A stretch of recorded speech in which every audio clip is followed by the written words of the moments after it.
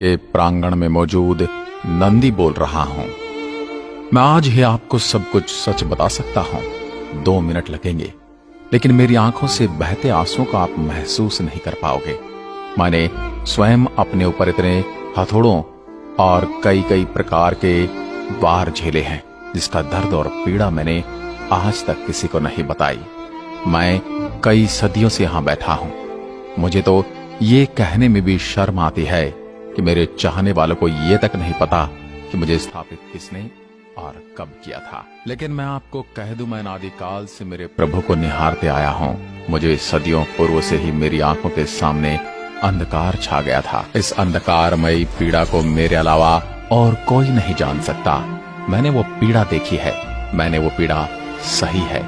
जब पहली बार सन 1194 में मोहम्मद गोरी नामक एक लुटेरा और उसके साथ मौजूद मलेच्छ लुटेरे ने मेरे आराध्य का मंदिर क्षतिग्रस्त करके लूट लिया था। लेकिन कुछ समय बाद ही स्थानीय लोगों ने मिलकर मेरे प्रभु का मंदिर फिर से स्थापित कर दिया।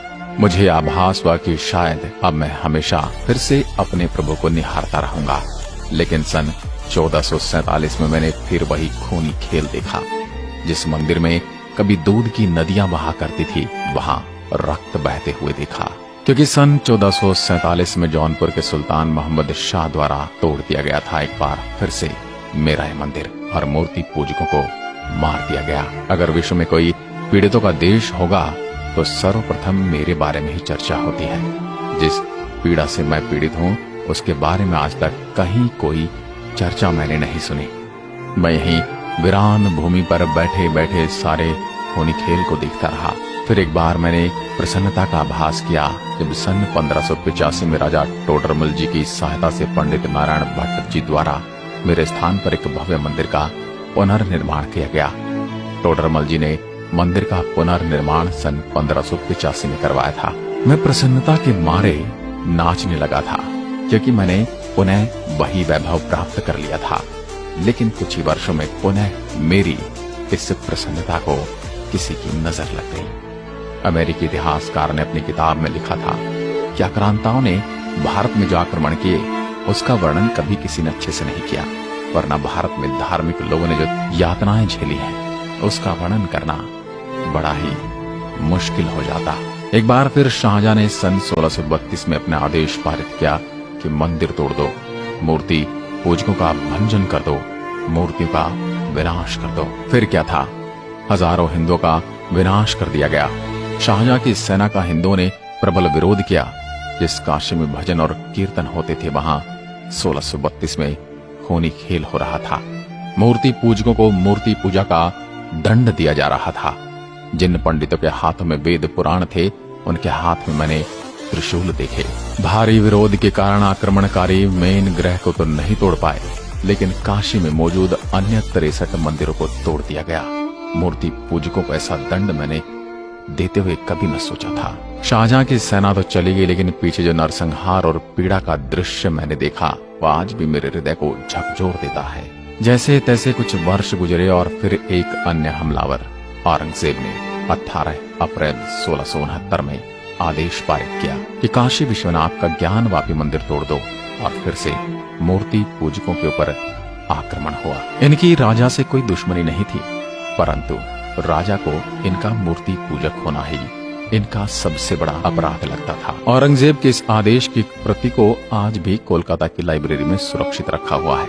1669 के इस आक्रमण के बाद पूरी काशी में असंख्य मंदिरों को तोड़ा गया और ज्ञानवापी मंदिर के गर्भगृह का अनादर करके आक्रमणकारियों ने उनके पूजा स्थल बना दिए। हजारों हजार निरीह निर्दोष लोगों का भंजन किया गया। वो दृश्य और पीड़ा सहन करने के लिए मुझे अपनी आंखें बंद कर अंधकार में जीवन की ओर अग्रसर होना पड़ा। फिर 1669 की एक शाम आई। मेरे ही सामने एक प्रति आक्रमणकारियों द्वारा लिखी जा रही थी कि मंदिर तोड़ दिया गया है, मूर्तियों का अनादर किया जा चुका है। ये सूचना बादशाह औरंगजेब को दे दी गई, और इसी समय मेरे सामने ज्ञान पापी परिसर में मस्जिद का निर्माण किया गया। मेरा आराध्य प्रभु का अनादर किया गया। मैं उस हनुमान का आज भी इंतजार करता हूँ, जिन्होंने अपने प्रभु को हर समय मुसीबतों में बचाया।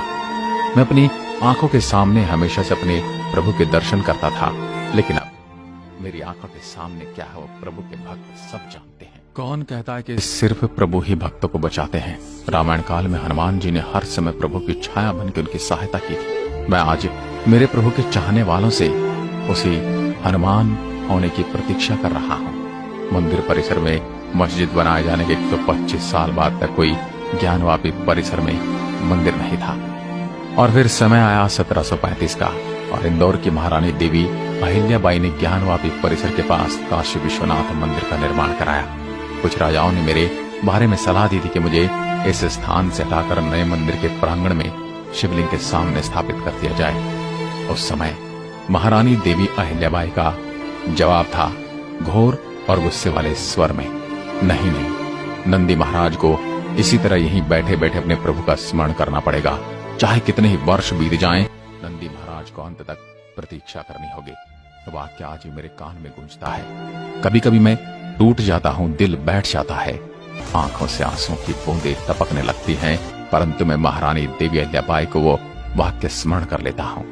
उससे मुझे शक्ति मिलती है और मैं फिर प्रतीक्षा में लीन हो जाता हूँ। मेरे इस परिसर का ये विवाद पहली बार तब गरमाया जब मेरे हिंदू समाज के लोगों को लगा कि उनके साथ कुछ अन्याय हुआ है। तब उन्होंने इस गुम्बद रूपी इमारत को उन्हें सौंपने की पेशकश की।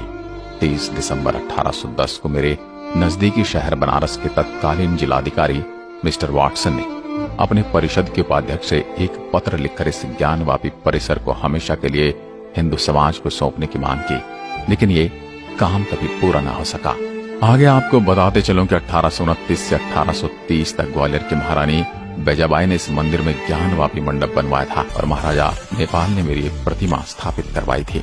मुझे दुख इस बात का कि मेरे इस परिसर का जिक्र उस समय के राजस्व के अनुसार जामा मस्जिद ज्ञानवापी के रूप में हुआ, लेकिन एक बार फिर मैंने मन में प्रसन्नता महसूस की।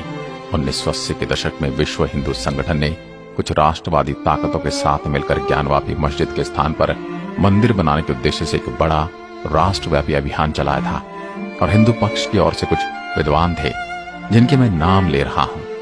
हरिहर पांडे, सोमनाथ व्यास और रामरंग शर्मा ने मेरे प्रभु के इस परिसर को सर्वेक्षण के दायरे में लेने के लिए एक याचिका दायर की। 1991 में दायर इस सर्वेक्षण याचिका के खिलाफ उस समय काल के संसद ने उपासना स्थल कानून बना डाला, और इस कानून के अनुसार ये कह दिया कि जो 15 अगस्त 1947 से पहले से अस्तित्व में आए किसी भी समुदाय के धर्मस्थल को दूसरे में नहीं बदला जा सकता। ये सुनकर मुझे बड़ा दुख हुआ। फिर क्या था, इस विवाद के चलते इलाहाबाद हाईकोर्ट ने स्टे लगाकर यथास्थिति रखने का आदेश दे दिया। इस प्रकार से विवाद ऐसे ही चलता रहा और मैं अपने प्रभु का स्मरण सब्र की गंगा में डुबकी लगाकर करता रहा, प्रतीक्षा करते करते इसका जब आज की कुछ देवी शक्तियों ने संवैधानिक रूप से मेरे लिए न्यायालय में